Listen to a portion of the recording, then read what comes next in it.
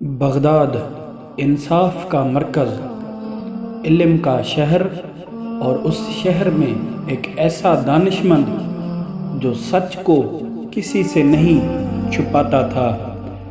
آج کا واقعہ انصاف کی ایک ایسی مثال ہے جو صدیوں تک یاد رکھی گئی۔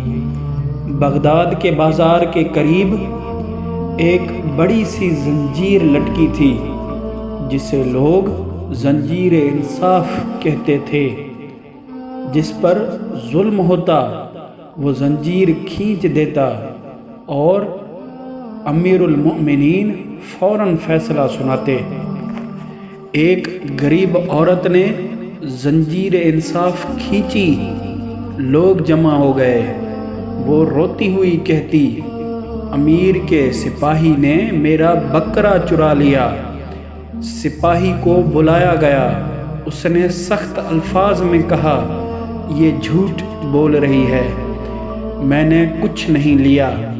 بہلول دانا نے سپاہی کو دیکھ کر کہا، اگر تو نے چوری نہیں کی تو بکرا ابھی تیری جیب سے کیوں محسوس ہو رہا ہے؟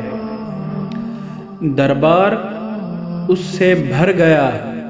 سپاہی کا چہرہ پھیکا ہو گیا۔ بہلول نے گارڈ کے کپڑوں سے بکرے کی خاص بو محسوس کی۔ سب کو سمجھ آ گیا کہ چور کون تھا۔ امیر المؤمنین نے فوراً عدل کا فیصلہ دیا۔